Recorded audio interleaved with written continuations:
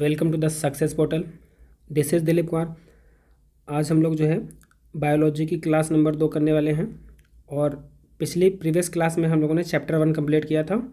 आज हम लोग जो है चैप्टर 2 करेंगे और इस चैप्टर 2 में हम लोग जो है एनिमल एंड प्लांट टिश्यू करेंगे। यानी बेसिकली हम टिश्यू के बारे में जो भी एमसीक्यू होंगे उनको कवर करेंगे, यानी जंतु और पादप ऊतक से संबंधित एमसीक्यू को करेंगे और ये सारे के सारे एमसीक्यू पीवाईक्यू पर बेस्ड होंगे। तो ये बायोलॉजी की हमारी क्लास नंबर 2 है और चैप्टर नंबर 2 हम लोग इसमें कवर करेंगे। तो बिना टाइम वेस्ट किए हम शुरू करते हैं अपने टॉपिक के साथ। और टॉपिक को शुरू करने से पहले हम लोग थोड़ा सा एनिमल और जो है पादप यानी जो है जंतु और जो है पादप ऊतक के बारे में समझ लेते हैं ताकि हमें क्वेश्चन करने में थोड़ा आसानी हो। पहले हम लोग जो है पादप ऊतक यानी प्लांट टिश्यू के बारे में जानते हैं कि प्लांट टिश्यू क्या होता है। ठीक है, अगर पादप ऊतक की बात करें तो जो है पादप ऊतक जो है मुख्यतः 2 प्रकार के होते हैं। एक होता है विभाज्य ऊतक और एक होता है स्थायी ऊतक। यानी जो है स्थायी ऊतक को हम परमानेंट टिश्यू के नाम से जानते हैं और जो आपका विभाज्य ऊतक होता है उसे मेरिस्टेमेटिक टिश्यू के नाम से जानते हैं। ठीक है, अब जो हमारा विभाज्य ऊतक होता है ये 3 प्रकार का होता है। कितने प्रकार का होता है? ये 3 प्रकार का होता है। ठीक, और जबकि जो है आपका जो स्थायी ऊतक होता है ये मुख्यतः 2 प्रकार का होता है। ठीक, अब जो 3 प्रकार का होता है वो कौन कौन सा होता है? तो एक हमारा होता है शीर्षक विभाज्य ऊतक, ठीक है, और एक हमारा होता है पार्श्व विभाज्य ऊतक और एक हमारा तो अंतर्वेशी विभाज्य ऊतक। ये 3 प्रकार का होता है। अभी स्लाइड के माध्यम से हम तीनों के बारे में जानेंगे। एपिकल, ठीक है, इसे एपिकल कहते हैं, इसे लेटरल कहते हैं, इसे इंटरस्केलर कहते हैं। ठीक है, अब बात करें जो है स्थायी ऊतक की, तो स्थायी ऊतक 2 प्रकार का होता है। एक होता है सरल ऊतक, ठीक है, और एक हमारा क्या होता है जटिल ऊतक। सरल ऊतक और जटिल ऊतक। जो जटिल ऊतक होता है वो पुनः 2 भागों में बढ़ जाता है। एक हमारा होता है फ्लोएम और एक हमारा होता है जाइलम। जाइलम और फ्लोएम क्या है? जटिल ऊतक हैं।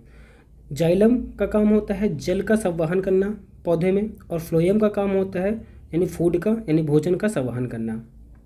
फिर यहाँ पर आपको दिख रहा है एक है, अगर बात करें सरल ऊतक की तो ये होते हैं 3 प्रकार के। कितने होते हैं? 3 प्रकार के। एक होता है दृढ़ ऊतक और एक होता है स्थूल कोण ऊतक और एक होता है आपका जो है मृदु ऊतक। स्थूल कोण ऊतक को जो है कॉलेनकाइमा और मृदु ऊतक को हम पैरेनकाइमा के नाम से जानते हैं। इसे पैरेनकाइमा कहते हैं और जो है जो दृढ़ ऊतक होता है इसे स्क्लेरेनकाइमा के नाम से जानते हैं। तो पहले हम जो है सरल ऊतक के जो प्रकार हैं उनके बारे में जानते हैं। सरल ऊतक जो होते हैं वो कितने प्रकार के होते हैं? 3 प्रकार के होते हैं। सरल ऊतक कितने प्रकार के होते हैं? 3 प्रकार के होते हैं और जटिल ऊतक 2 प्रकार के होते हैं। ठीक, अब हम सरल ऊतक को देख लेते हैं कि इनका स्ट्रक्चर कैसा होता है। ये जो स्ट्रक्चर आपको दिख रहे हैं ये आपका पैरेनकाइमा है, ठीक है, ये आपका कॉलेनकाइमा है और ये आपका स्क्लेरेनकाइमा है। ठीक है, तो ये जो आपका पैरेनकाइमा है यहाँ पर आपको दिख रहा है पैरेनकाइमा में गैप काफ़ी दिख रहा है। यहाँ पे पैरेनकाइमा की जो कोशिकाएं हैं, अच्छा ऊतक के बारे में क्या हमने बताया था? ऊतक जो होता है वो छोटी छोटी कोशिकाओं के जो समूह होते हैं, जैसे ये कई सारी कोशिकाएं हैं, इनके जो समूह होगा उसी को हम क्या कह देंगे? ऊतक कह देंगे। क्या कह देंगे? ऊतक। तो ऊतक बेसिकली क्या होता है? कोशिकाओं का समूह होता है, कोशिकाओं का समूह। तो यहाँ पर देखो ये एक कोशिका, ये एक कोशिकाएं हैं और इन कोशिकाओं के बीच ये जो जगह है, खाली जगह, इसको हम क्या कहते हैं? इंटरस्टेलर स्पेस कहते हैं। क्या कहते हैं? Interstellar space. अंतरकोश के स्थान काफ़ी दिख रहा है। ठीक है, इसके बाद कॉलेनकाइमा। कॉलेनकाइमा में यहाँ पे आपको ये खाली स्थान दिख रहा होगा, ये आपका खाली स्थान है। तो ये जो है इसके कंपैरिजन में कम है, इसके कंपैरिजन में क्या है? कम है कॉलेनकाइमा में।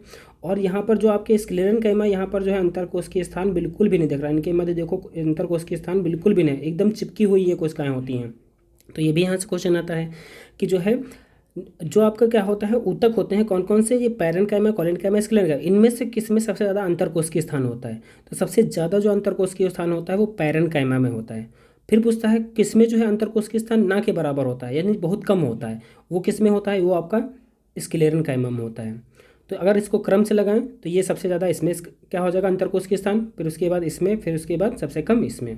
ठीक है, तो हमने जो है सरल ऊतक के बारे में जाना। सरल ऊतक में हमें मृदु ऊतक यानी पैरेनकाइमा के बारे में जाना, स्थूल कोण ऊतक यानी जो है कॉलेनकाइमा के बारे में जाना और दृढ़ ऊतक यानी जो है स्क्लेरेनकाइमा के बारे में जाना। अब इसके बाद हम जो है विभाज्य ऊतक जो होते हैं, जो विभाज्य ऊतक होते हैं, इनके जो 3 प्रकार होते हैं इनका स्ट्रक्चर देख लेते हैं, ये कहाँ पाए जाते हैं। ठीक है, और एक बात याद रखेंगे, जो कि मेरिस्टेमेटिक टिश्यू होते हैं इन्हीं के टूटने से किसका निर्माण होता है? इन्हीं के टूटने से आपका जो है स्थायी ऊतकों का निर्माण होता है। तो ये भी बात याद रखेंगे, विभाज्य ऊतक के टूटने से ही स्थायी ऊतकों का निर्माण होता है। तो अब हम जानते हैं जो है शीर्षस्थ ऊतक और जो है पार्श्व ऊतक और अंतर्वेशी जो ऊतक होते हैं ये कहाँ पर हमारे पौधे में स्थित होते हैं। ठीक है, इनके हम लोकेशन जान लेते हैं। डायग्राम दिख रहा होगा। ठीक है, इसमें जो आपको ये वाला सबसे ऊपर वाला पार्ट दिख रहा है, ठीक है, इसको ही हम क्या कहते हैं, शीर्षस्थ विभाज्य ऊतक कहते हैं। देखो शीर्ष पर स्थित है ना, पेड़ के जो आपके जो है नए जो पत्ते होते हैं, नए जितनी भी नई कलियां होती, जितने भी पेड़ की नई चीज़ें जहाँ से निकलती हैं वो उन सब जगह पर ये शीर्षस्थ ऊतक पाया जाता है। ठीक है, बीच में जो ये दिख रहा है ये आपका स्ट्रक्चर किसका है, तो ये जो स्ट्रक्चर है वो किसका है, वो अंतर्वेष्टि जो है विभाज्य ऊतक है या अंतर्वेशी विभाज्य ऊतक है। और यहाँ पर जो इस पेड़ की जो आपकी छाल होती है, इस पेड़ की ये छाल है, इस छाल के बाद जो दूसरी लेयर होती है उसमें वहाँ पर क्या पाया जाता है, पार्श्व विभाज्य ऊतक पाया जाता है। इसे क्या कहते हैं, पार्श्व विभाज्य ऊतक कहते हैं। ठीक है, अब जो हमारे क्वेश्चन आते हैं वो कहाँ से आते हैं, पैरेन्काइमा, स्क्लेरेन्काइमा और कॉलेन्काइमा से ज़्यादा आते हैं। तो पैरेन्काइमा, स्क्लेरेन्काइमा को हम थोड़ा और अच्छे से जो है समझ लेते हैं, इनके कार्य और कहाँ पाए जाते हैं इनके बारे में समझ लेते हैं। ठीक है, तो हम पैरेन्काइमा के बारे में जानते हैं कि पैरेन्काइमा और स्क्लेरेन्काइमा और कॉलेन्काइमा के कार्य क्या हैं। तो इसके कार्य की बात करें और इसकी स्थिति की बात करें, कहाँ पाए जाते हैं, इनकी संरचना की बात करें, तो जो पैरेन्काइमा होते हैं ये कैसी पतली कोशिकाएं होती हैं, इसमें कैसी पतली कोशिका भित्ति होती है, इनमें जो है कोशिका भित्ति कैसी होती है, पतली होती है। और अंतर कोशिकीय स्थान क्या होता है, अभी बताया था, इसमें ज़्यादा होता है और जीवित कोशिकाएं होती हैं। तो पैरेन्काइमा के बारे में क्या क्या याद रखना है, ये कोशिका भित्ति होती है वो क्या होती है, पतली होती है। दूसरी चीज़, इनमें अंतर कोशिकीय स्थान सबसे ज़्यादा होता है। तीसरी चीज़, ये जीवित कोशिकाएं होती हैं। ठीक है, जीवित कोशिकाएं होती हैं। अब बात करें स्क्लेरेन्काइमा की, स्क्लेरेन्काइमा को हम दृढ़ ऊतक के नाम से जानते हैं। ठीक है, ये आपकी जो है कैसी कोशिकाएं होती हैं, मृत कोशिकाएं होती हैं, रेशेदार होती हैं।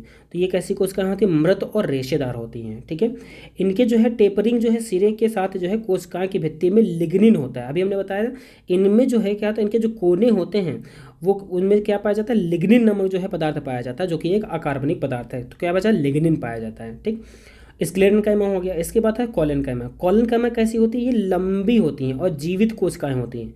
तो अगर बात करें जो है पैरेन्काइमा, स्क्लेरेन्काइमा और कॉलेन्काइमा से मृत कौन सी हैं, तो मृत कोशिकाएं होती है स्क्लेरेन्काइमा में दृढ़ ऊतक होती हैं। ये आपके जो पेड़ होते हैं, पेड़ की जो छाल होती है वो इससे ही निर्मित होती है। ठीक है, अब बात करें जो कॉलेन्काइमा होती है, इसमें ये किससे निर्मित होती है, तो इसमें सेलुलोज और जो है पेक्टिन पाया जाता है। और इसी सेलुलोज और पेक्टिन के कारण ये कोनों पर मोटी होती हैं। इसके कारण इसी सेलुलोज और पेक्टिन के कारण कोनों पर मोटी होती है। इनकी कोशिका भित्ति क्या होती है, मोटी होती है कोनों पर। ठीक, अब इनकी स्थिति जान लेते हैं कि जो पैरेन्काइमा है वो कहाँ पाई जाती है। तो पैरेन्काइमा हमारे जो सभी जो पेड़ होते हैं उनकी जड़ों में पाए जाते हैं, तना और पत्ती और फूल एवं बीज में पाया जाता है पैरेन्काइमा। जबकि स्क्लेरेन्काइमा क्या होता है, मृत होती, कठोर होती है। तो जैसे हमारा तना हो गया, तो तने किसी पेड़ की छाल वो इससे निर्मित होती है। ठीक है, पत्तियों की जो सिराएं होती है, पत्तियों की सिराएं इससे निर्मित होती है। बीजों का जो आवरण होता है, जैसे नारियल हो गया, तो नारियल का जो बाहरी आवरण जो काफ़ी कठोर होता है, नारियल हो गया, अखरोट हो गया, बादाम हो गया, इनके जो बाहरी आवरण होता है वो किससे निर्मित होता है, तो वो स्क्लेरेन्काइमा से निर्मित होता है। अगली बात कॉलेन्काइमा की, तो जो कॉलेन्काइमा होता है वो पत्ती एवं जो पत्ती एवं डंठल और शाखाओं पर जो है तनों के आधार पर पाई जाती है। तो कहाँ पाई जाती हैं, पत्ती और डंठल की जो शाखाएं होती हैं उनके तनों के जो आधार होते हैं वहाँ पर पाई जाती हैं, तनों के आधार पर पाई जाती हैं। अगली बात करते हैं कि कार्य की, तो इनका कार्य क्या है। तो पैरेन्काइमा का कार्य है समर्थन देना, भोजन का जो है भंडारण करना और रिक्त स्थान भरना। तो ये खाली जगह भरने के लिए और भोजन के भंडारण के लिए काम आती हैं। तो पैरेन्काइमा का काम है भरना, चाहे वो खाली स्थान हो चाहे वो भोजन का भंडारण हो। स्क्लेरेन्काइमा का काम क्या होता है, ये पौधों के जो है भागों को जो है मजबूती प्रदान करते हैं। तो स्क्लेरेन्काइमा देखो, बाहर से पेड़ जो होता है, जो पेड़ होते हैं वो क्या होते हैं, बाहर से अगर जो पेड़ हैं उनके बाहर की जो छाल होती है वो क्या करती है, पेड़ों को अंदर की जो पार्ट है उसको रक्षा करती है, ताकि वो क्या, अंदर के पार्ट को कोई नुकसान ना हो। तो ये मजबूती प्रदान करना होता है इनका काम। कॉलेन्काइमा का काम क्या होता है, ये विभिन्न भागों के लिए जो है समर्थन और जो है लचीलापन बनाती है। ये विभिन्न भागों में जो पेड़ में जो लचीलापन होता है वो इसी के कारण होता है। अब बात करते हैं जंतु ऊतक की। अगर जंतु ऊतक की बात करते हैं, ये जंतु ऊतक के कितने प्रकार होते हैं, 4 प्रकार होते हैं। ठीक है, एनिमल टिश्यू के कितने प्रकार बताए थे, 2 प्रकार विभाज्य ऊतक और जो है स्थायी ऊतक, परमानेंट टिश्यू और मेरिस्टेमेटिक टिश्यू बताया था। ठीक है, उनके फिर पुनः वो कई भागों में विभाजित हो गए थे। अगर जंतु ऊतक की बात करें तो 4 प्रकार मुख्यतः होते हैं। एक होता है एपिथीलियम ऊतक या इसे उपकला ऊतक कहते हैं। ठीक है, फिर दूसरा होता है पेशी ऊतक, तीसरा होता है संयोजी ऊतक, चौथा होता है तंत्रिका ऊतक।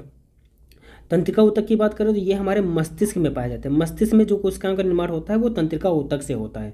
संयोजी ऊतक की बात करें तो संयोजी ऊतक से जो है क्या, इसके 4-5 भाग पुनः हो जाते हैं। एक तंतुमय हो जाता है, एक उपास्थि हो जाता है, एक अस्थि हो जाता है, एक तरल हो जाता है। इसी तरल में आपका क्या आता है, इसी तरल भाग में क्या आता है आपका रक्त आता है। तो ये रक्त जो होता है वो संयोजी ऊतक है, इस तरल भाग में आता है आपका।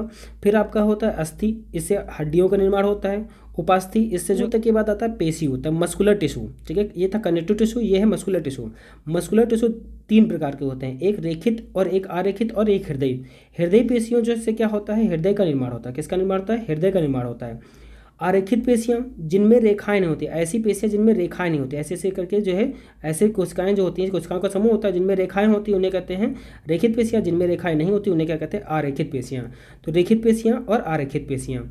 फिर उसके बाद बात करते हैं एपिथेलियम या उपकला ऊतक। इसके 4 प्रकार होते हैं। एक पश्चिमाभी भी होता है। कौन सा होता है, एक पश्चिमाभी भी होता है इसमें। ठीक है, तो इसके 4 प्रकार होते हैं। एक पश्चिमाभी होता है, एक स्तंभाकार, एक घनाकार, एक सल्काकार। ठीक है, हमारा मुख्यतः क्या होगा, जंतु ऊतक हो गया। अब हम बढ़ते हैं अपने क्वेश्चन की तरफ। क्वेश्चन हमारा कह रहा है मानव शरीर में इनमें से कौन सा भाग सल्की उपकला ऊतक से नहीं होता, अस्तारित नहीं होता। करेक्ट आंसर हो जाएगा वो क्या हो जाएगा, हमारे वृक्क की नलिकाएं हो जाएगा। किसकी, वृक्क की नलिकाएं। इसका करेक्ट हो जाएगा आंसर सी, क्योंकि हमारा जो उपकला ऊतक होता है वो क्या हमने बताया, उपकला ऊतक जो है 4 प्रकार का होता है। कितने प्रकार का होता है, 4 प्रकार का। एक आपका सल्की होता है, एक घनाकार होता है, एक आपका जो है स्तंभाकार होता है। ठीक है, स्तंभाकार, और एक आपका जो है पश्चिमाभी होता है। 4 प्रकार होते हैं इसके। ठीक, जो सल्की होते हैं ये चपटी होती हैं। देखो ये चपटी हैं, बहुत सारी, बहुत ही जो है पतली इनकी मोटाई है, तो ये चपटी होती हैं।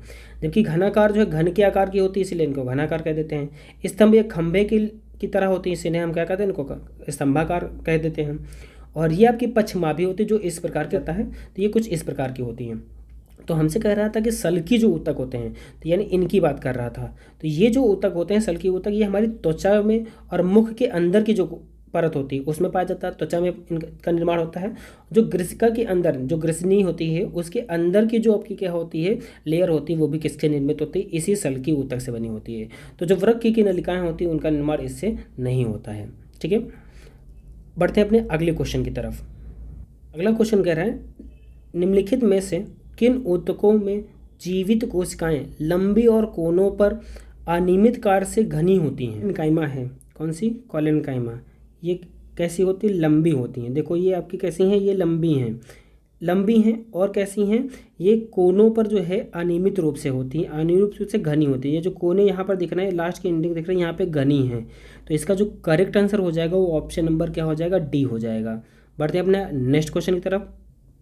क्वेश्चन नंबर 3 हमारा कह रहा है पौधों में उस ऊतक का नाम क्या है जो जड़ों से पेड़ के, जो जड़ों से पौधे के अन्य हिस्से में पानी और खनिज को पहुंचाता है।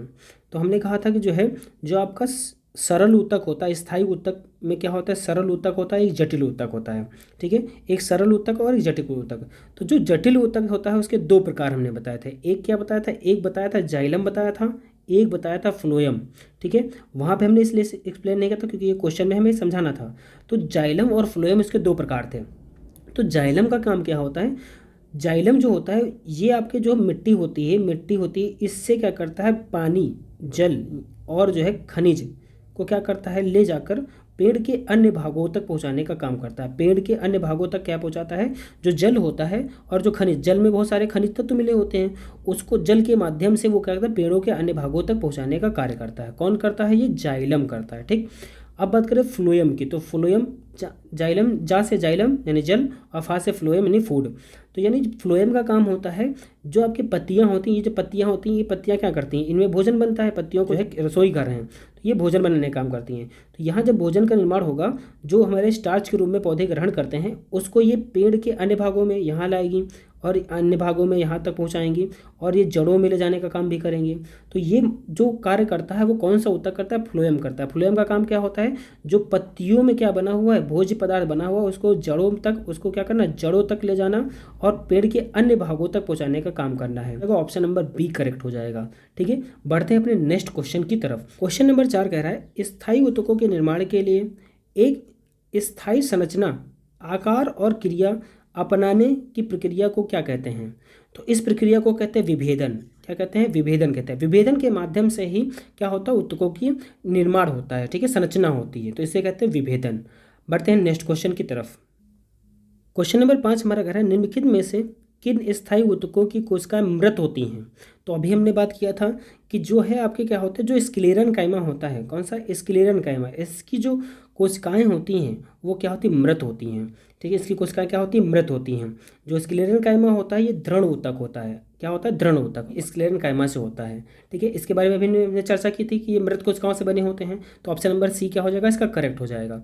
बढ़ते अपने नेक्स्ट क्वेश्चन की तरफ। क्वेश्चन नंबर हमारा 6 क्या कह रहा है कि जो है निम्नलिखित में से किस ऊतक में धारीदार छोटी और शाखित कोशिकाएं होती हैं जो आपस में जुड़ी हुई डिस्क द्वारा एक साथ जुड़ी रहती हैं, ठीक है। तो ये हमारा क्या है, ग्रुप डी में पूछा गया है।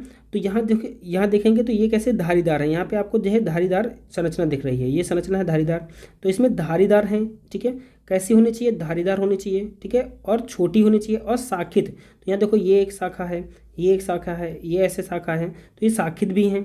तो जो आपकी हृदय की पेशियाँ होती हैं, हृदय पेशियाँ में कार्डियक मसल्स जो होती हैं, कार्डियक जो ऊतक होते हैं वो कैसी होती है, धारीदार होती हैं और जो है शाखित होती हैं। तो इसका जो करेक्ट आंसर हो जाएगा वो क्या हो जाएगा, ऑप्शन नंबर सी हो जाएगा, कार्डियक पेशी ऊतक हो जाएगा। क्वेश्चन नंबर हमारा 7 क्या कह रहा है कि डैश के जमाव के कारण दृढ़ ऊतक की कोशिकाएं की भित्ति मोटी होती है, यानी किसके जमाव के कारण जो दृढ़ ऊतक होता है, दृढ़ ऊतक मतलब स्क्लेरेन्काइमा, जो दृढ़ ऊतक होता है उसकी जो कोशिकाएं होती हैं वो मोटी किस कारण होती हैं, उनकी कोशिका भित्ति मोटी क्यों होती है। तो अभी हमने जब थ्योरी डिस्कस की थी तो वहाँ पे हमने बताया था किसके कारण, तो वहाँ पर क्या पाया जाता है, लिग्निन नामक एक पदार्थ पाया जाता है, लिग्निन नामक एक पदार्थ पाया जाता है जिसके कारण क्या होते हैं, इनकी कोशिकाएं की भित्ति मोटी होती है, कोशिका भित्ति। लिग्निन की बात करें तो लिग्निन जो है ये एक अकार्बनिक पदार्थ है। लिग्निन क्या है, एक अकार्बनिक पदार्थ है और ये एक ऐसा पदार्थ है जो दुनिया में सबसे ज़्यादा दूसरे नंबर पर पाया जाने वाला पदार्थ है। यानी अगर पूछा जाए सबसे ज़्यादा दुनिया में क्या पाया जाता है तो वो सेलुलोज पाया जाता है। क्या पाया जाता है, सेलुलोज पाया जाता है। लेकिन सेलुलोज के बाद दूसरे नंबर पर क्या पाया जाता है सबसे ज़्यादा, तो वो पाया जाता है आपका लिग्निन पाया जाता है। क्या पाया जाता है, लिग्निन पाया जाता है। अब यहाँ पे स्ट्रक्चर में देख सकते हैं ये दिख रहा है, ये क्या है, सेलुलोज है। सेलुलोज को जो कवर करके रखे हुए है वो क्या है, वो है हेमीसेलुलोज। और इस हेमीसेलुलोज को बाहर से बांध कर कौन रखे हुए, जो डंडी रॉड लाइक स्ट्रक्चर दिख रही हैं, यही आपका क्या है, यही आपका लिग्निन है, ठीक है। इसी के कारण क्या होती है, कोशिका जो दृढ़ ऊतक होते हैं स्क्लेरेन्काइमा की कोशिका भित्ति मोटी होती है। बढ़ते अपने नेक्स्ट क्वेश्चन की तरफ। क्वेश्चन नंबर 8 हमारा क्या कह रहा है कि शीर्ष विभाज्य ऊतक उत्तरदायी होता है। तो शीर्ष विभाज्य ऊतक कौन सा होता है, ये आपको जो दिख रहा है शीर्ष विभाज्य ऊतक है। तो ये जो शीर्ष विभाज्य ऊतक होता है ये हमारा क्या करता है, जो लंबाई और वृद्धि होती है उसके लिए जिम्मेदार होता है। किसके, लंबाई और वृद्धि के लिए। क्योंकि ये कहाँ पाया जाता है, ये हमारा पाया जाता है पौधे होते हैं, उन पौधों के जो शीर्ष होते हैं, चाहे उसका जो है, जो पौधे होते हैं उनके शीर्ष भाग पर पाया जाता है। और शीर्ष भाग पर पाया जाता है जो लंबाई के लिए जिम्मेदार होगा, लंबाई एवं वृद्धि के लिए जिम्मेदार होता है, ठीक है। उसके बाद ये आपको जो स्ट्रक्चर दिख रहा है ये आपका क्या है, अंतर्वेशी विभाज्य ऊतक है और ये आपका क्या है, पार्श्व विभाज्य ऊतक है, ठीक है। बढ़ते अपने क्वेश्चन नंबर 9 की तरफ। क्वेश्चन नंबर 9 हमारा क्या कह रहा है कि डैश ऊतक में कोशिकाएं व्यापक रूप से फैली होती हैं। यानी किसमें जो है, जो कोशिकाएं होती हैं व्यापक रूप से, हमारे शरीर में कौन सी ऐसी कोशिकाएं होती हैं जो व्यापक रूप से होती हैं। तो सबसे ज़्यादा हमारे शरीर में कोशिकाएं कौन सी पाई जाती हैं, कौन से ऊतक की कोशिकाएं पाई जाती हैं, वो अस्थि हमारे सब शरीर में क्या होती है, ज़्यादा होती हैं। और इन्हीं से क्या होता है, हमारे शरीर की आकृति मिलती है और जो है हमारा शरीर क्या होता है, मजबूत होता है, ठीक है। अब यहाँ पर दो चीज़ें आपको दिख रही होंगी, एक आपको दिख रहा होगा कंडरा, ठीक है, और एक दिख रहा होगा आपका स्नायु यानी लिगामेंट। तो जो लिगामेंट होता है, ये जो आपका लिगामेंट क्या करता है, लिगामेंट जो है हड्डी को हड्डी से जोड़ने का काम करता है। लिगामेंट क्या करता है, हड्डी को हड्डी से जोड़ने का काम करता है। जबकि आपका जो कंडरा यानी टेंडन होता है वो ये जो आपका ऊपर का हिस्सा क्या है, वह मांस है। तो मांस को निचले वाली हड्डी से जोड़ने का काम कौन करेगा, ये करता है आपका टेंडन। यानी बोन को बोन से, यानी क्या कह सकते हैं, बोन को बोन से जोड़ने का काम कौन करता है, वो करता है आपका लिगामेंट करता है। जबकि बोन को जो है मसल से जोड़ने का काम या मसल को बोन से जोड़ने का काम कौन करता है, वो कंडरा करता है। तो ये भी याद रखेंगे। बढ़ते अपने नेक्स्ट क्वेश्चन नंबर 10 की तरफ। क्वेश्चन नंबर हमारा 10 क्या कह रहा है, मानव शरीर की त्वचा कि बाहरी परत क्या कहलाती है, जो बाह्य परत होती है वो क्या कहलाती है, तो उसे हम क्या कहते हैं, एपिडर्मिस कहते हैं। क्या कहते हैं, एपिडर्मिस। तो आप यहाँ पर देख सकते हैं स्ट्रक्चर में, ये जो परत है, ये ऊपर वाली परत है, ये क्या कहला रही है, इतनी जो परत है इसको क्या कह रहे हैं, एपिडर्मिस कह रहे हैं। तो हमारी जो बाहरी परत होती है वो होती है एपिडर्मिस। तो इसका आंसर हो जाएगा ऑप्शन नंबर सी करेक्ट हो जाएगा। ये हमारी स्किन है, इसके नीचे एपिडर्मिस, नीचे क्या होती है, डर्मिस होती है। ठीक है, एपिडर्मिस के नीचे डर्मिस होती है। ऑप्शन नंबर सी हमारा क्या हो जाएगा, करेक्ट हो जाएगा। बढ़ते हैं हमने नेक्स्ट क्वेश्चन की तरफ, क्वेश्चन नंबर 11 की तरफ। क्वेश्चन नंबर 11 हमारा कह रहा है, निम्न में से कौन सा ऊतक वृक्क नलिकाओं की भित्तियों का निर्माण करता है, वृक्क नलिकाओं की जो है भित्तियों का निर्माण करता है।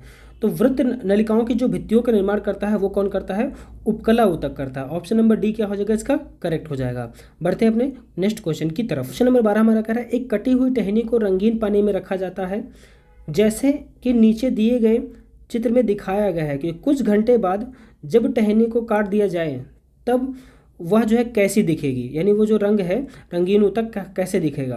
तो ये जो ऊतक दिखेगा वो और जो है ए की तरह दिखेगा, चित्र नंबर ए की तरह दिखेगा। तो इसका जो करेक्ट आंसर हो जाएगा वो ऑप्शन नंबर ए हो जाएगा। कौन सा, ऑप्शन नंबर ए करेक्ट हो जाएगा। बढ़ते हमने क्वेश्चन नंबर 13 की तरफ। क्वेश्चन नंबर हमारा 13 कह रहा है कि इनमें से कौन सा ऊतक त्वचा के नीचे आंतरिक भागों के अंगों के बीच पाया जाता है, यानी त्वचा के नीचे और आंतरिक अंगों के बीच पाया जाता है। तो आंतरिक अंगों के बीच और त्वचा के नीचे जो ऊतक पाया जाता है वो कौन सा होता है, वो होता है आपका वसा ऊतक। कौन सा ऊतक, वसा ऊतक होता है। तो इसका आंसर नंबर हो जाएगा, और इसका आंसर हो जाएगा ऑप्शन नंबर ए हो जाएगा। तो आपका जो वसा ऊतक होता है वो पाया जाता है हमारे त्वचा के नीचे, एडिपोज टिश्यू के नाम से भी जानते हैं इसको। जो आपका एडिपोज टिश्यू होता है ये त्वचा के नीचे यहाँ एकत्रित होता है जी, ये जो आपको दिख रहा है ये त्वचा के नीचे एकत्रित होता है यहाँ पर, तो इसे कहते हैं एडिपोज टिश्यू, सी ऊतक। क्वेश्चन नंबर 14 की तरफ बढ़ते हैं। क्वेश्चन नंबर 14 हमारा क्या कह रहा है कि तना और जो तना या जड़ का घेरा के कारण बढ़ता है। तो किसके कारण जो है तना और जड़ का घेरा वो बढ़ता है। तो इसका जो आंसर हो जाएगा वो हो जाएगा पार्श्व विभाज्य ऊतक। तो पार्श्व विभाज्य ऊतक ये आपका यहाँ पाया जाता है साइड में तने के। तो इसका आंसर हो जाएगा ऑप्शन नंबर बी करेक्ट हो जाएगा, लेटरल विभाज्य ऊतक यानी लेटरल मेरिस्मेटिक टिश्यू। बढ़ते हैं अपने नेक्स्ट क्वेश्चन की तरफ। क्वेश्चन नंबर 15 क्या कह रहा है, मृदु ऊतक यानी पैरेन्काइमा और जो है श्लेषोतक किसको कहते हैं, कॉलिनकाइमा को कहते हैं। ठीक है, डैश डैश ऊतकों के प्रकार हैं। तो अभी हमने ऊतकों के प्रकार बताए थे कि जो है एक हमारा जो पादप ऊतक होता है, एक जंतु ऊतक होता है। तो पादप ऊतक मुख्यतः दो प्रकार के हमने बताए थे, एक विभाज्य ऊतक और एक स्थायी ऊतक। तो जो स्थायी ऊतक होता है उसके हमने कितने प्रकार बताए थे आपके, दो प्रकार, एक सरल ऊतक और एक जटिल ऊतक। तो जटिल ऊतक और सरल ऊतक के बाद हमने बताया था कि जो सरल ऊतक होता है तीन प्रकार का, एक मृदु ऊतक और एक स्थूल कोण ऊतक और एक दृढ़ की बात कर रहा है। मृदु ऊतक पैरेन्काइमा और स्थूल कोण ऊतक कॉलिनकाइमा और दृढ़ ऊतक स्क्लेरेन्काइमा। कॉलिनकाइमा को जो है श्लेषोतक के नाम के से भी जानते हैं। तो इसमें कह रहा है जो आपका मृदु ऊतक है यानी आपका जो ये वाला ऊतक है मृदु ऊतक, और जो आपका श्लेषोतक यानी जो है स्थूल कोण ऊतक कॉलिनकाइमा जो है, ब्रैकेट में उसने देख रखा है कॉलिनकाइमा। तो ये जो ऊतक हैं वो किस ऊतक के प्रकार हैं। तो यहाँ पर जो ये ऊतक है वो किसके, ये सरल स्थायी ऊतक, जो स्थायी ऊतक सर ये किसके प्रकार हैं, स्थायी ऊतक के प्रकार हैं। तो ये इसी दो से तो टूटकर ये बने हुए हैं। तो इसका मतलब हमारा आंसर क्या हो जाएगा, ऑप्शन नंबर डी करेक्ट हो जाएगा। बढ़ते हैं अपने नेक्स्ट क्वेश्चन की तरफ। क्वेश्चन नंबर 16 क्या कह रहा है, उस प्रक्रिया का नाम बताए जिसके द्वारा प्रकाश संश्लेषण में विलेय उत्पादों को पादपों के अन्य भागों तक पहुंचाया जाता है। तो अभी हमने बात की थी कि जो आपका फ्लोएम होता है, जो आपका क्या होता है फ्लोएम होता है, ये क्या करता है, पौधों की पत्तियों से भोज्य पदार्थ को क्या करता है लेकर उसके जड़ों तक पहुंचाने का काम करता है। लेकिन यहाँ ये नहीं पूछा है, यहाँ ये कार्य कौन करता है, फ्लोएम करता है। तो फ्लोएम क्या करता है, जड़ों तक पहुंचाने का काम करता है। लेकिन वो विधि कौन सी होती है जिसके माध्यम से ये पहुंचाने का काम करता है, उसे क्या कहते हैं, स्थानांतरण की विधि, ट्रांसपोर्टेशन की विधि होती है। ठीक है, तो ऑप्शन नंबर क्या हो जाएगा, सी हमारा करेक्ट है। नेक्स्ट क्वेश्चन हमारा कह रहा है इनमें से कौन सा ऊतक ऊतकों की मरम्मत में मदद करता है। तो इसका जो करेक्ट आंसर हो जाएगा वो हो जाएगा ऑप्शन नंबर सी यानी एरियोलर ऊतक। ये क्वेश्चन नंबर 18 कह रहा है कि किस प्रकार के ऊतक शरीर की सुरक्षा कवच का कार्य करते हैं। तो शरीर की सुरक्षा कवच का काम कौन करता है, तो एपिथेलियम जो ऊतक होते हैं यानी आपके जो उपकला ऊतक होते हैं वो क्या करते हैं, हमारी त्वचा में पाए जाते हैं। त्वचा का कार्य क्या होता है, त्वचा का कार्य होता है जो है हमारे शरीर की रक्षा करना। तो यानी त्वचा जिससे निर्मित होगी वो ऊतक क्या होंगे, हमारी सुरक्षा का काम करेंगे। तो यहाँ पर जो एपिथेलियम ऊतक होता है यानी जो आपका क्या होता है उपकला ऊतक होता है वो हमारा क्या करता है, सुरक्षा का काम करता है। इसीलिए हमारा आंसर क्या हो जाएगा, ऑप्शन नंबर ए करेक्ट हो जाएगा। बढ़ते हैं अपने नेक्स्ट क्वेश्चन की तरफ, क्वेश्चन नंबर जो है 19 की तरफ। क्वेश्चन नंबर हमारा 19 कह रहा है विभिन्न प्रकार के ऊतकों का अध्ययन क्या कहलाता है। यानी ऊतकों का अध्ययन क्या कहलाता है, ऊतक विज्ञान कहलाता है बेसिकली। लेकिन इसको इंग्लिश में ही पूछता है, इंग्लिश में पूछता है तो इसका आंसर क्या हो जाएगा, हिस्टोलॉजी। हिस्टोलॉजी। तो अगर पूछे कि हिस्टोलॉजी जो है वो किसका अध्ययन कहलाता है, तो हिस्टोलॉजी क्या होता है, ऊतकों का अध्ययन, ठीक है। जबकि कोशिका का अध्ययन क्या कहलाता है, तो साइटोलॉजी कहलाता है, साइटोलॉजी कहलाता है, ठीक है। जबकि जो है आपका जो है केंद्रक का अध्ययन क्या कहलाता है, केंद्रक। तो कोशिका के अंदर जो केंद्रक होता है उसका अध्ययन कहलाता है क्रायोलॉजी कहलाता है, क्रायोलॉजी, क्रायोलॉजी कहलाता है, ठीक है। बढ़ते अपने नेक्स्ट क्वेश्चन की तरफ। क्वेश्चन नंबर हमारा 20 क्या कर रहा है, अंतर्वेशी विभाज्य ऊतक पाए जाते हैं। तो अंतर्वेशी विभाज्य ऊतक जो होते हैं वो कहाँ पाए जाते हैं, तो वो आप देख सकते हैं ये ब्लू कलर से दिख रहा है, यही क्या है, अंतर्वेशी जो है अंतर्वेशी विभाज्य ऊतक है। तो ये हमारे कहाँ पाए जाते हैं, ये पूछ रहा है कि हमारे कहाँ पाए जाते हैं। तो इसका जो करेक्ट आंसर हो जाएगा पत्तियों के तल में पाए जाते हैं, ठीक है। पत्तियों का जो तल होता है वहाँ पर पाए जाते हैं। तो इसका आंसर हो जाएगा ऑप्शन नंबर सी करेक्ट हो जाएगा। बढ़ते हैं नेक्स्ट क्वेश्चन की तरफ, क्वेश्चन नंबर 21 की तरफ। क्वेश्चन नंबर 21 क्या कह रहा है, निम्नलिखित में से कौन सा सरल स्थायी ऊतक नहीं है। सरल स्थायी ऊतक कौन सा नहीं है, तो हमने क्या बताया था, सरल स्थायी ऊतक कौन कौन से होते हैं। आपका जाइलम होता है, फ्लोएम होता है, पैरेन्काइमा, ये सब किस में आते हैं, सरल ऊतक में आते हैं।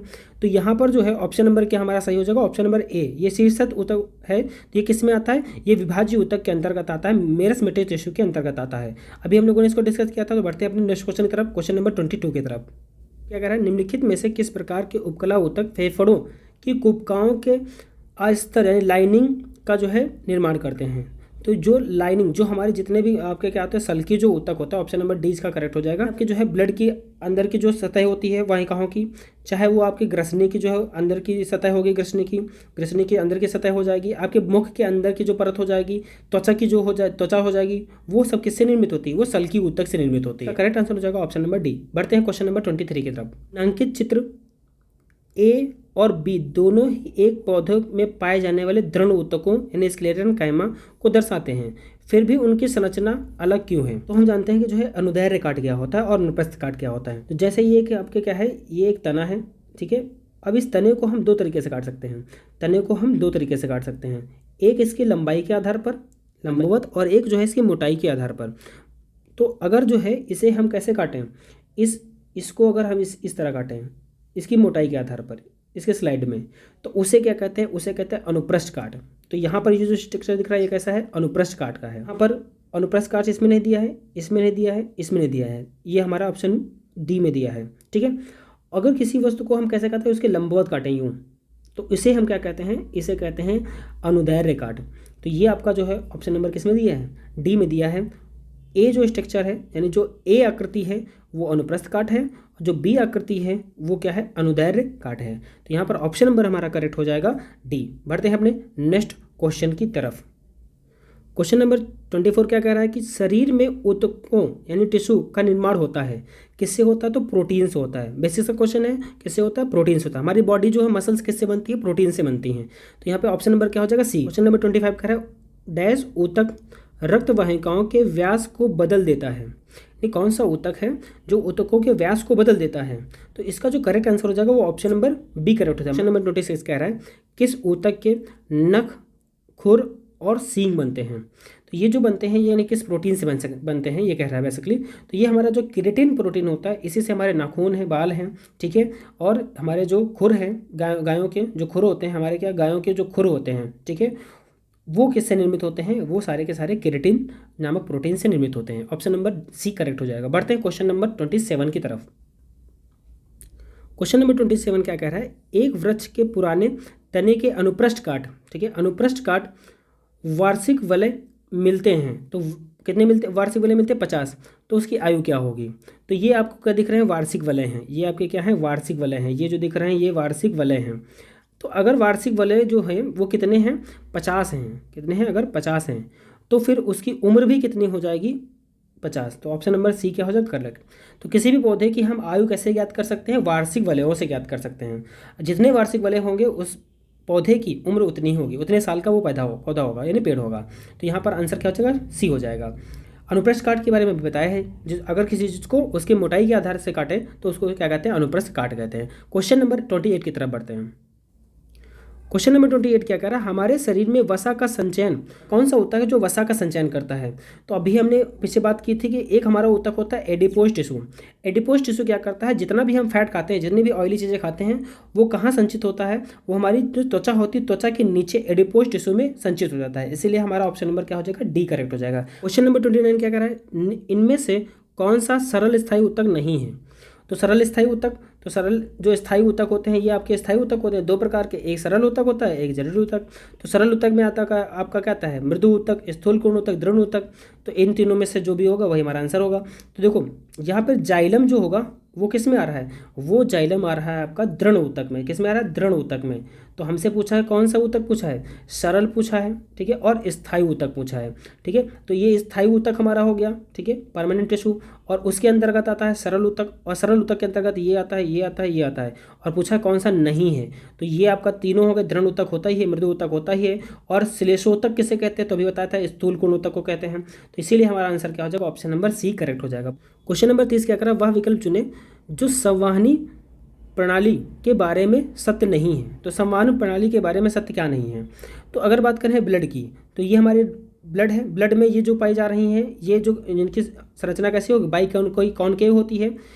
तो ये जो हमारी क्या है, रक्त कोशिकाएं हैं, इनमें पाए जाते हैं आरबीसी। इनकी संरचना कैसी होती है, रेड ब्लड कैप्सूल कहते हैं, कैप्सूल या फिर इनको सेल या फिर कार्पल्स कहते हैं, ठीक है, रेड ब्लड कार्पल्स कहते हैं। तो इनकी संरचना कैसी, बाई कॉनकेव होती है, ठीक है। और जो ये हमारे जो रक्त होता है, ब्लड होता है, वो हमारे वेट का कितने % होता है, लगभग 7% होता है। और जो ये आपकी आरबीसी होती है, इनका जीवन काल कितना होता है, लगभग 120 दिन होता है, ठीक है। और जो आपकी डब्ल्यूबीसी होती हैं, ये हमारी क्या होती हैं, रक्षा करने के लिए, यानी हमारी बॉडी को के इम्यून सिस्टम और हमारे बॉडी को क्या करती हैं, बाहरी बीमारियों से लड़ने में हेल्प करती हैं। ये हमारी क्या है, रक्त वाहिनी है, वाहिकाएँ हैं। तो यहाँ पर देखो संवहन प्रणाली, ऑप्शन से करते हैं, संवहन प्रणाली शरीर में वजन, शरीर के वजन का 7 से 8% होती हैं। बिल्कुल, रक्त हमारा क्या होता है, 7 से 8% होता है। और ये वयस्क मनुष्य में कितना होता है, 6.8 के आसपास लगभग, यानी 5 से 6 लीटर होता है। तो लगभग में ये भी सही है, ये भी सही है। और अभी बताया आरबीसी का, यानी लाल रक्त कोशिकाओं का जीवन काल कितना होता है, 115 से 120 दिन होता है, ये भी सही है। तो यहाँ पे ऑप्शन नंबर हमारा ए क्या कह रहा है कि रक्त केवल सफ़ेद वहिनी संयोजी ऊतक है। तो सफ़ेद इसमें यानी वाइट ब्लड सेल्स ही नहीं पाई जाती हैं, इसमें आरबीसी भी पाई जाती हैं, प्लेटलेट्स भी पाई जाती हैं। तो केवल कह दिया यहाँ पर, केवल, तो केवल के कारण क्या होगा, ये ऑप्शन गलत हो गया। तो इसीलिए इसका करेक्ट आंसर क्या हो जाएगा, ऑप्शन नंबर ए हो जाएगा। बढ़ते हैं क्वेश्चन नंबर 31 की तरफ। क्वेश्चन नंबर 31 कह रहा है, विभिन्न प्रकार की स्थायी ऊतकों के निर्माण के लिए डैश ऊतक की कोशिकाओं को अलग किया जाता है। तो जो पादप ऊतक होते हैं उसमें जो आपका विभाज्य ऊतक होता है उसी से क्या होता है, स्थायी ऊतकों का निर्माण होता है। तो यानी यही तो बात कह रहा है कि जो है स्थायी ऊतकों के जो निर्माण होता है वो किन कोशिकाओं के अलग होने से होता है। राइट आंसर हो जाएगा ऑप्शन नंबर डी हो जाएगा। तो यानी जो विभाज्य ऊतक होते हैं इसी को हम क्या कहते हैं, इंग्लिश में मेरिस्मेटिक टिश्यू कहते हैं। तो यहाँ पे आंसर क्या हो जाएगा, ऑप्शन नंबर डी करेक्ट हो जाएगा। बढ़ते हैं क्वेश्चन नंबर 32 की तरफ। तो कह रहा है, निम्न में से किस प्राणी ऊतक की चपटी कोशिकाएं होती हैं। तो ग्रुप डी 2022 में पूछा गया है। तो यहाँ पर क्वेश्चन क्या कह रहा है कि चपटी कोशिकाएं, तो हमने जब स्टार्टिंग में बताया था जो सल्की ऊतक होते हैं वो क्या होते हैं, चपटे होते हैं, पतली होते हैं, ठीक है। उनकी वो कैसी होती है, उनकी बनावट चपटी होती है। तो यहाँ पर स्क्वामस सेल हो जाएगा। स्क्वामस यानी जो है हम इन्हें क्या कहते हैं, सल्की ऊतक कहते हैं। ऑप्शन नंबर हमारा सी करेक्ट हो जाएगा, स्क्वामस एपिथेलियम टिश्यू हो जाएगा। क्वेश्चन नंबर 33 हमारा लास्ट क्वेश्चन है। क्या कह रहा है, किसी जीवित देह के भीतर कोशिका का ऊतक या उसकी मौत को क्या कहते हैं, यानी कोशिका के भीतर उसकी ऊतक या कोशिका की मौत को क्या कहते हैं, तो उसको नेक्रोसिस कहते हैं। क्या कहते हैं, नेक्रोसिस कहते हैं। तो यहाँ पे हमारे सारे क्वेश्चन खत्म होते हैं। 33 हमारे क्वेश्चन लिए थे लगभग, ठीक है, लगभग 35 क्वेश्चन के आसपास थे। अगर वीडियो आपको पसंद आया है तो वीडियो को लाइक करें और चैनल को सब्सक्राइब करें। Thank you class.